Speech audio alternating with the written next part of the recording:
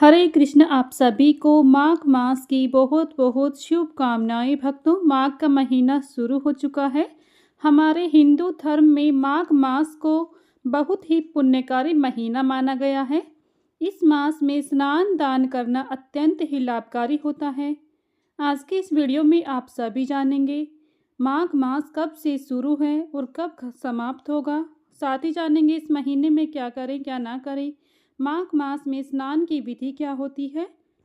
माघ मास की संपूर्ण जानकारी आज की इस वीडियो में आप सभी को प्राप्त होगी, इसलिए वीडियो को आप सभी एंड तक जरूर देखिएगा। वीडियो अगर आपको पसंद आई तो प्लीज़ लाइक शेयर करें। चैनल पर अगर नए हैं तो चैनल को भी सब्सक्राइब कर लें, बेल आइकन को प्रेस कर लें, जिससे आप सभी को हिंदू धर्म से जुड़े सभी व्रत और त्योहारों की वीडियोस देखने को मिलेंगी। प्रिय भक्तों, हिंदू धर्म में माघ का महीना अत्यंत ही महत्वपूर्ण और पुण्यदायी माना जाता है। इस महीने में किया गया स्नान दान का पुण्य अक्षय फलों की प्राप्ति होती है। इस माह में स्नान दान के साथ ही पूजा पाठ का भी विशेष महत्व है। माघ मास में भगवान विष्णु और सूर्यदेव की पूजा की जाती है, क्योंकि यह महीना उन्हें अत्यंत प्रिय है। श्री हरि को प्रसन्न करना चाहते हैं और उनकी कृपा प्राप्त करना चाहते हैं तो माघ मास के नियमों का पालन जरूर से करें। साथ ही माघ मास में श्री हरि विष्णु जी और सूर्यदेव की पूजा आप अवश्य करें। श्री हरि को प्रिय होने की वजह से माघ को माधव मास भी कहा जाता है। धार्मिक मान्यता है कि माघ माह में स्नान दान जप तप करने से व्यक्ति को कई गुना अधिक पुण्यकारी फल प्राप्त होता है। तो आइए जानते हैं माघ मास कब से शुरू हो रहा है, कब समाप्त होगा। साथ ही जानेंगे माघ मास में क्या करना चाहिए क्या नहीं करना चाहिए। माघ मास में आपको पूजा कैसे करनी चाहिए, आइए जानते हैं। इस बार माघ का महीना 3 जनवरी 2026 से शुरू हो रहा है और इसकी समाप्ति 15 फरवरी को होगी। माघ मास में गंगा स्नान करने से सभी तरह के पाप मिट जाते हैं, तो संभव हो तो इस महीने में गंगा स्नान करने के लिए ज़रूर जाएं। अगर कहीं बाहर नहीं जा सकते हैं तो घर पर ही नहाने वाले पानी में गंगा जल मिलाकर स्नान करें। ऐसा करने से भी गंगा स्नान का फल मिलता है। पूरे माघ मास में सूर्यदेव को जल अर्पित जरूर करें। भगवान विष्णु की पूजा करें। विष्णु भगवान के साथ माता लक्ष्मी की भी पूजा जरूर करनी चाहिए, जिससे घर में सुख समृद्धि बढ़ती है। साथ ही सूर्यदेव और नारायण की पूजा करने से व्यक्ति की सभी मनोकामनाएं पूर्ण हो जाती हैं। साथ ही घर में सुख समृद्धि और खुशहाली आती है। तो भक्तों, आप सभी जान चुके हैं कि प्रिय महीना माघ का महीना भगवान विष्णु को कितना प्रिय है। साथ ही इस महीने में अगर आप भी भगवान विष्णु की विशेष और असीम कृपा पाना चाहते हैं तो पूरे महीने में भगवान सूर्यदेव की आराधना जरूर करें। भगवान विष्णु की पूजा करें। सुबह ब्रह्म मुहूर्त में उठे स्नान दान का कार्य सुबह के समय जरूर करें।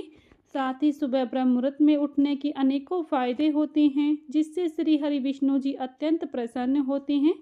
जो भक्त माघ मास में सुबह ब्रह्म मुहूर्त में स्नान करते हैं, उनकी जो भी इच्छाएं होती हैं वो भगवान श्री हरि विष्णु जी अवश्य ही पूर्ण करती हैं।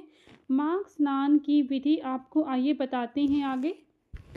इसी माघ के मास में सूर्य उत्तरायण होते हैं। उस माघ के महीने में कई बड़े पर्व भी आते हैं, जैसे इस पावन मास की शुरुआत में सकट चौथ जैसे लोहड़ी, मकर संक्रांति जैसे पर्व आते हैं। मौनी अमावस्या, गुप्त नवरात्रि, बसंत पंचमी और भानु सप्तमी जैसे बड़े बड़े पर्व इस महीने में मनाए जाते हैं, इसलिए ये महीना और भी अधिक खास हो जाता है।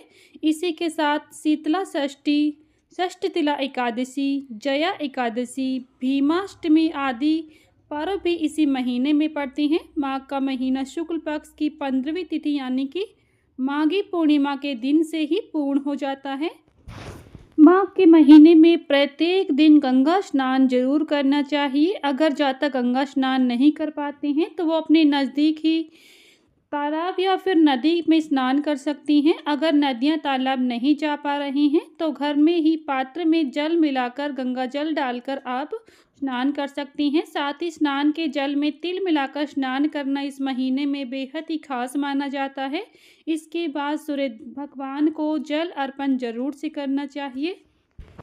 माघ महीने के प्रत्येक दिन भगवान विष्णु या भगवान श्री कृष्ण जी की पूजा अवश्य करनी चाहिए। अगर आपके घर में भगवान श्री कृष्ण जी के बाल स्वरूप श्री लड्डू गोपाल जी हैं तो उनकी पूजा इस महीने में विशेष रूप से करें, जिससे जातक की सभी मनोकामनाएं पूर्ण हो जाती हैं, सभी कष्ट समाप्त हो जाते हैं, सुख समृद्धि में वृद्धि होती है।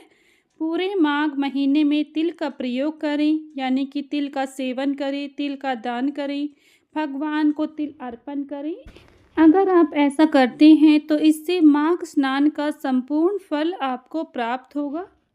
माघ मास में तामसिक भोजन का सेवन न करें। तामसिक भोजन में प्याज, लहसुन और मांस मदिरा आता है। इन सभी चीज़ों को त्याग कर भगवान श्री हरि विष्णु जी के समक्ष पूजा आराधना जरूर से करें। माघ मास में किसी का भी अपमान न करें, ना ही किसी के लिए कोई भी अपशब्द का प्रयोग करें। माघ महीने में अन्न, धन, वस्त्र और काले तिल का दान करें। साथ ही इसके अलावा माघ माह में कंबल और अन्य गर्म कपड़ों का भी दान कर सकते हैं, क्योंकि ये महीना अत्यधिक ठंड का होता है। माघ माह में भगवत गीता का पाठ करना चाहिए, ऐसा करना फलदायी होता है। साथ ही पूरे माघ महीने में तुलसी जी को जल अर्पित करें। शाम के समय दिया जरूर जलाएं, घर में समृद्धि और संपन्नता बनी रहेगी। यह पावन मास श्री हरि की साधना के लिए अत्यंत ही शुभ और पुण्यदायी माना जाता है। मान्यता है कि भगवान विष्णु जप, तप और दान आदि से उतना प्रसन्न नहीं होते हैं जितना कि माघ मास में संगम तट पर नियम पूर्वक स्नान करने से होते हैं। ऐसे में श्री हरि की कृपा प्राप्त करने के लिए व्यक्ति को माघ मास में कम से कम एक बार संगम तट पर स्नान करने का प्रयास जरूर करना चाहिए, अगर आप भी पाना चाहते हैं पूरे माघ मास का फल।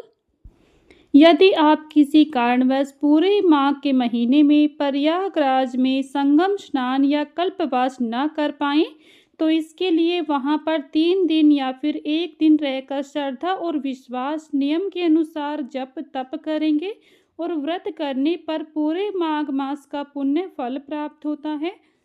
यदि आप किसी तीर्थ स्थान पर स्नान न कर पाएं तो आप घर पर रहकर ही गंगा जल डालकर सुबह ब्रह्म मुहूर्त में स्नान करें, तिल डालकर जल में स्नान करें। साथ ही ऐसा करने से आपको संपूर्ण गंगा स्नान का ही फल प्राप्त होगा। इसके बाद आप श्री हरि विष्णु जी की पूजा आराधना करें, मंत्रों का जाप करें, भगवत गीता का पाठ करें। साथ ही आप सूर्य नारायण भगवान को भी जल अर्पित करें। साथ ही आप पूर्ण श्रद्धा के अनुसार अगर माघ मास के नियमों का पालन करती हैं, इस विधि से अगर स्नान करती हैं तो आपको संपूर्ण फल प्राप्त होगा।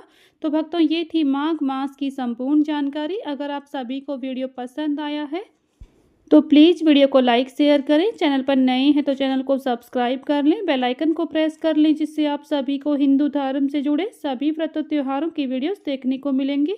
मिलती हूँ नेक्स्ट वीडियो में, तब तक के लिए सभी को हरे कृष्णा।